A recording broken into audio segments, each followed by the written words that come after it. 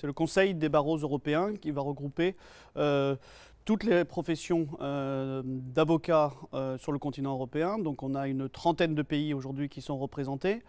Donc principalement des avocats, mais qui a ouvert ses portes pour cette journée consacrée aux incidences de l'intelligence artificielle sur la profession d'avocat, donc qui va être ouverte à d'autres professionnels, à des universitaires et également des étudiants ici qui représentent la moitié du public sur les quelques 500 participants de cette journée du 30 novembre. On est un peu aujourd'hui dépassé par des réalités principalement venant des États-Unis, d'une justice numérisée et en mettant progressivement à part de côté les avocats. Donc effectivement, aujourd'hui, les avocats ont beaucoup de craintes et veulent essayer de tourner une crainte en un outil. Alors je suis venu assister à un colloque qui est organisé pour nous sensibiliser à l'intelligence artificielle et aux impacts que ça peut avoir dans la profession d'avocat. Dans le cadre de ce colloque, ils ont organisé différents ateliers. Donc moi, comme j'ai ici, je suis participé à l'atelier quelle formation au XXIe siècle justement pour faire face à l'intelligence artificielle et comprendre un peu les enjeux actuels. D'un point de vue professionnel, il y avait plusieurs professionnels dans la salle, notamment des bâtonniers et des avocats. Et ensuite aussi, d'un point de vue étudiant, quelle formation on pourrait mettre en place pour justement sensibiliser et de prendre contact déjà avec cette notion d'intelligence artificielle qui va s'imposer petit à petit dans la profession telle que l'avocat.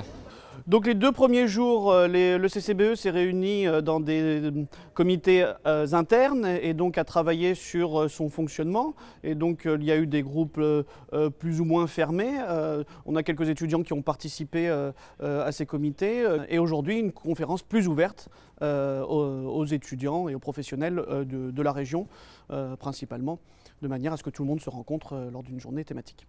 Nous avons discuté de la technologie de la blockchain et de son utilisation en matière de contrats intelligents. C'est un système virtualisé qui est parfaitement sécurisé et qui est surtout décentralisé. Il fonctionne grâce à ces unités décentralisées et pas grâce à une unité centralisée qui contrôlerait l'ensemble du système.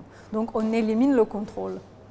Cette technologie qui semble, d'un point de vue d'un modèle, être parfaite, elle est détournée.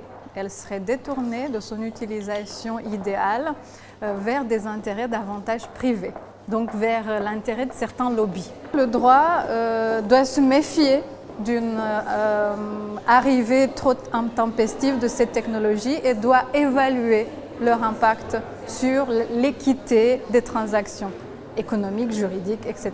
Est-ce qu'on pourra par exemple avec l'intelligence artificielle tout commander? Est-ce que l'intelligence artificielle va être par exemple indépendante? Parce que le principe même de l'intelligence artificielle tel qu'il nous a été exposé, c'est que pour l'instant ça regroupe un certain nombre de données qui peuvent être tronquées et donc justement venir ne plus donner une solution indépendante comme nous on l'entend par exemple dans la profession d'avocat avec le fait de prendre du recul justement par rapport aux informations que l'on a et ce que l'on va en faire plus tard.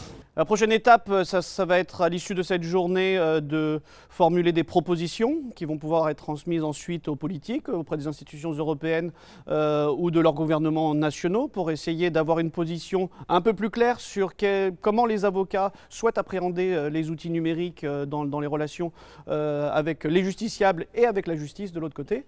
Et puis nous, derrière, en tant qu'universitaires, en tant que chercheurs, on souhaite participer à l'effort intellectuel et à essayer de réfléchir, à anticiper un petit peu toutes les questions, les problèmes juridiques de responsabilité. Qui va être responsable de la machine quand elle va se tromper? Est-ce qu'un humain derrière pourra débrancher la machine et puis reprendre la main sur l'interprétation du droit? Il faut que les juristes qui seront des acteurs importants le restent.